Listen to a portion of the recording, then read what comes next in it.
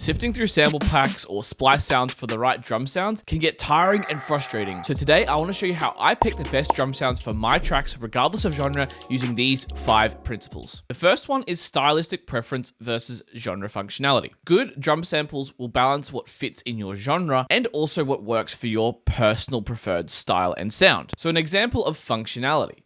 If I go to our EDM starter kit here, which, by the way, if you want to grab a bunch of great sounding free samples that work in a number of different genres, grab this for free down below in the description. I'm going to grab snare 37. I'm going to drag it onto the snare channel here with some pre-programmed MIDI. Now, this is a future bass kind of sounding sample, right? And what I've got here is more of a UK garage track, which I'm going to play without the snare first, right?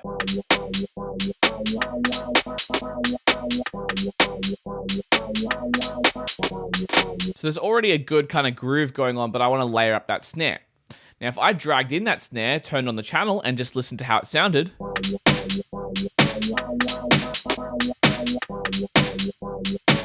you can instantly hear that the sample is too bloated, long, full for this kind of style of music. This goes to show that genres have standards. For a garage track, the snares and claps should be quite punchy and sharp. In future bass, they should be quite full and thick and long. And the way you figure this out for your genre is twofold. Firstly, you want to reference tracks in your style.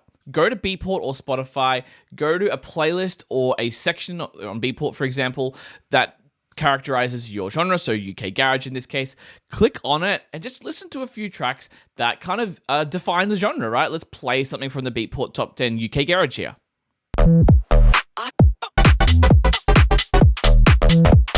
Very short, punchy samples, right? Not big future bass snares. The second thing you can do is go to Splice, Loop Cloud, or whatever, and find a kick, snare, clap that actually works in your genre. So if I'm making, say, synthwave, and I want to find a kick, type in synthwave kick, maybe even go to one of the packs. Okay, so this is kind of an all-right kick, but maybe this one's better.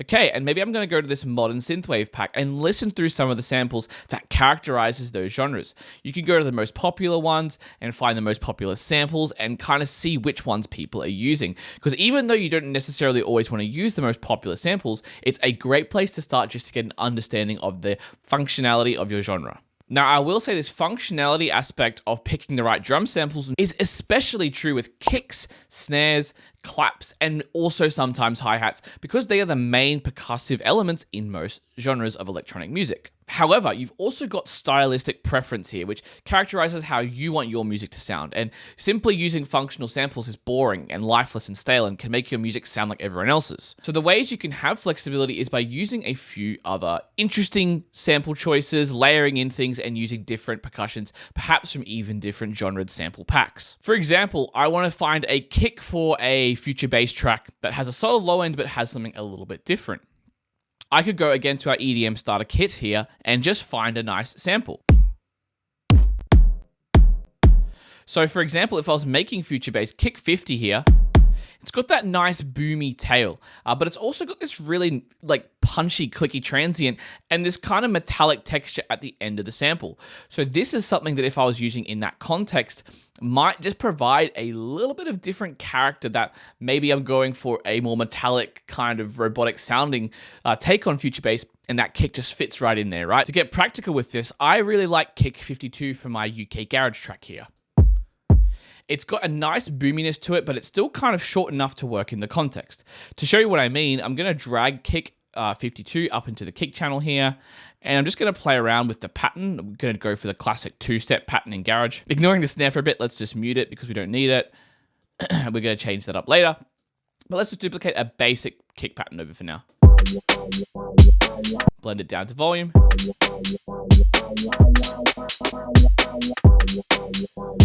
Sounding good in terms of the low end, but what I may want to do is layer in a second kick.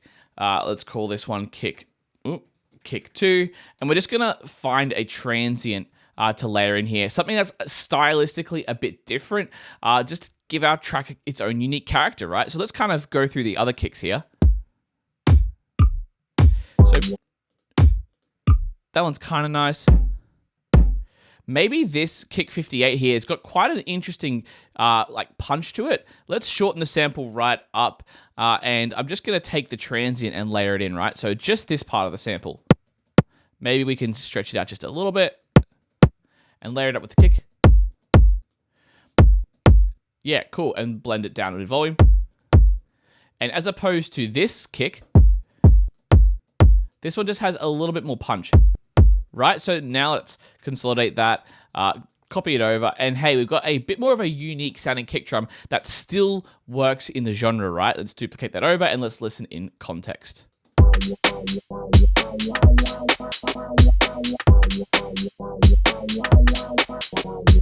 Now I could go ahead and group these two together, do some, processing, potentially add a limiter on, let's quickly just give it a little bit of glue compression and just like put up the makeup gain.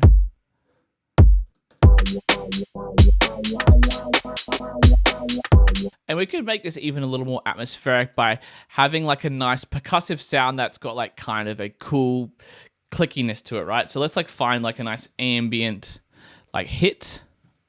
Maybe I'll go hit.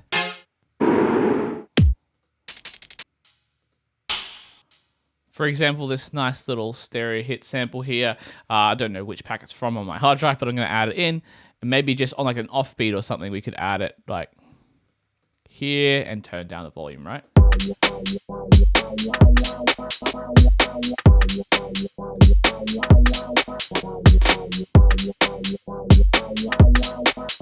That just adds a nice little extra pizzazz of percussion that's maybe my own flair and take on the original kind of UK garage sound.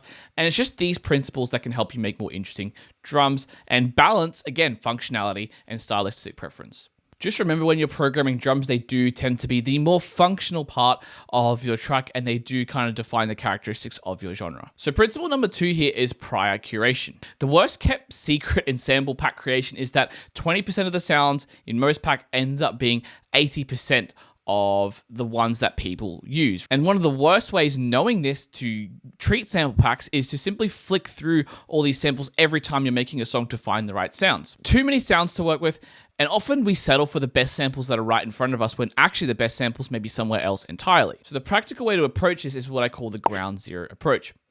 Take your existing sample library and put it in some sort of archive folder like I've got down here.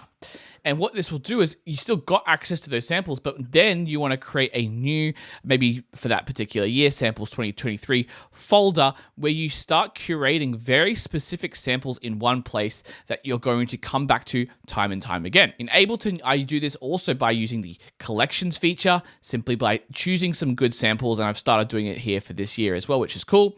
And just using those samples again throughout multiple tracks because you know they're functional and you know they're ones you're going to come back to. I'd highly recommend doing this on a service again like Loop Cloud or Splice like I've got up here. For example, if you're making trap, find a nice trap snare. If that's one that you like, just download it, find it in Ableton, and add it to one of those collections. So you'd go here, find the snare, right click and add it to your drums folder, right? Or your drums collection. And now that snare is there for you to use, which is really cool. Now, if you wanted to compare which sample service is better between Loop Cloud and Splice, our writer Simon's just written a great article. I'll leave that in the description. You can go give that a read. You can go through your archived packs as well if you like to. So you can go through your samples here and find a few good samples and do this. However, I think the ground zero approach is just the best because it's the quickest. What I also then do is create a separate folder or collection for more obscure, random, experimental sounds. That could be percussion. I've also got non-percussion effects sounds and melodic sounds in this too, but however you want to use it is up to you. And these can be less common sounds that you'll use, but maybe a folder of inspiration. Maybe have some old school drum loops in there, like stuff that you can go to add flair, and maybe that can define your drums and characterize them a bit more than just the standard stuff that your genre asks for. So number 3 is to actually test out the samples that you're finding in your browser. Listening to a kick drum in a sample pack is very different to listening to it in the context of a track. So what I do is I tend to get in the habit of swapping out samples when I'm auditioning different things. Now you can do this in MIDI very easily simply by just dragging in a new sample. So for example, if we have a snare here or a clap, Maybe I could bring this snare back in and drag the clap in and just audition a different sample.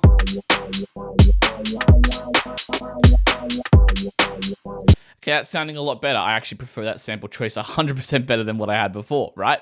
But it's easier to actually hear whether this clap is going to sound good when you bring it in because it blends in a different way when the other layers all add up. The other way is just to mute the original sample, create a new track. So let's say I'm wanting to try a different kick drum. I've already got one, but I might not exactly like it. Maybe I'm going to try something like this, right?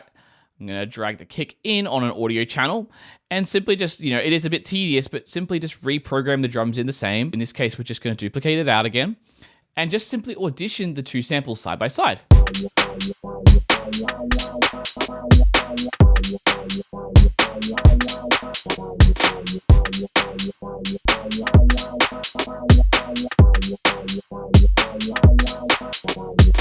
Okay, so I like the original there. So auditioning this sample, which I thought might work, might not work. You could also try layering it, of course. That kind of works too. So number 4 is to avoid over-engineering.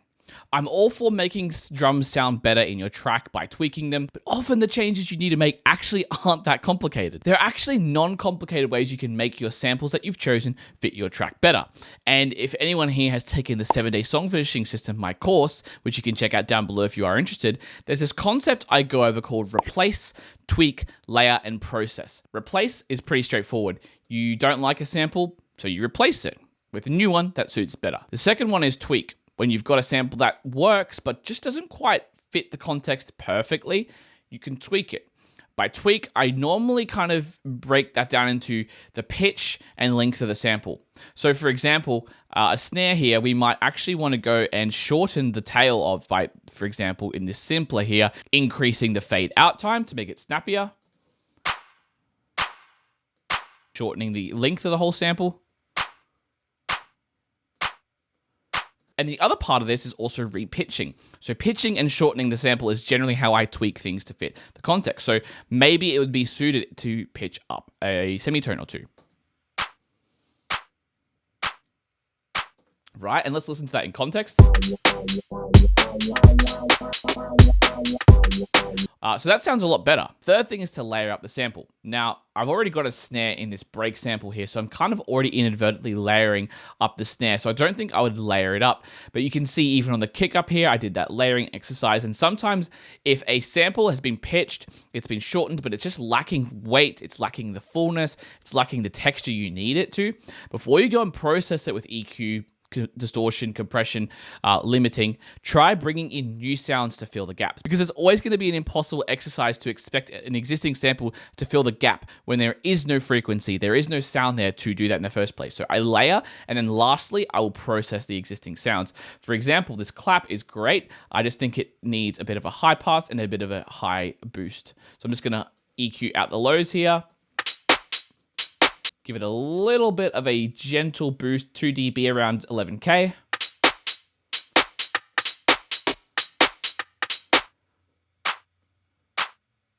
Might even take out some of this EQ around 1. Let's just test that with and without. Much better. I might bring some of the body back and just, take it back by 10%, which is always a good idea because sometimes our changes are too drastic. There we go, and let's listen to that again in context.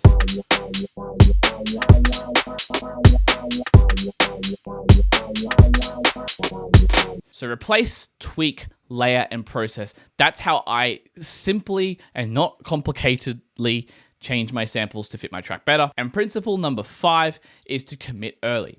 You can see here that I'm working on the drums relatively early on the track. And often one of the things most producers experience when working on music is the mere exposure effect. And the mere exposure effect basically is when you get used to a track, the way it sounds, you've been working on it for days, and you knew there was problems with the drums, but you just left them because you were focused on other aspects of the track. What happens is when you eventually go to fix that kick drum and swap it out, such drastic changes to really one of the most fundamental parts of your track sounds too different to us, and we get used to and actually kind of in love with the old way things work. Even though objectively the samples may actually be better, we don't like it. So it's important to start getting this sample selection stuff done really early, because you're going to set up yourself for success later down the track. So again, even if you're not starting with drums, I recommend doing it before you kind of start arranging. Get the samples at least selected, swapped out, processed. Again, that replace, tweak, layer process. Get that all done before you move on and start adding new sections,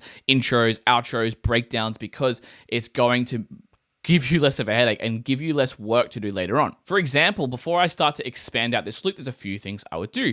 I do think the drums are sounding fairly good. I'm pretty happy with them.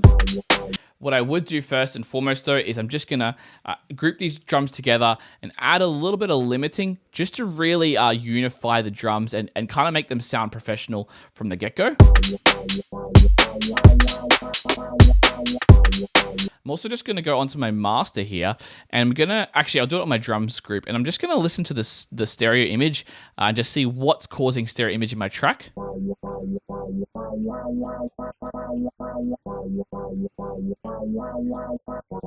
So mostly there's a bit of a low end woof there, which is not too bad. It's not the end of the world. It's very minor, but it's mostly the top loop there. But I do think there's not quite enough brightness in the top. So I'm actually going to go back to our EDM starter kit. I'm going to find a nice shaker loop, which I think is up here.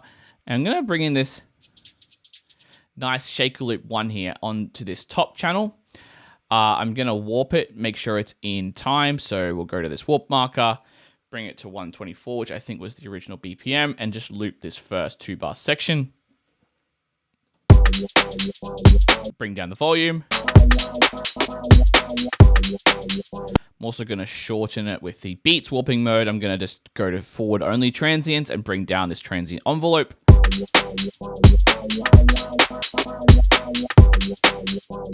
So that's adding a bit more bright energy to our drum loop now. It's sounding really good. And again, we're just fleshing out our drums here so that they sound good as early as possible. If you like these drum programming tips, by the way, make sure to check out my Drums by Design course, because it's going to go into even more depth and from a holistic perspective, give you the things you need to know in order to program high quality drums that work in your particular genre, because they are so integral to electronic music. And this is really my framework for making drums that just pop, hit the spot. And hundreds of producers have taken this course already. So go check out the page. I'll leave a link for this one in the description. Again, if you want some free, great sounding samples that work in a lot of genres, grab the EDM starter kit below for free. And if you liked this video, if you thought it was helpful, give it that thumbs up. Subscribe for more content from myself exactly like this and in electronic music production as a whole. And with that, until next time, happy producing.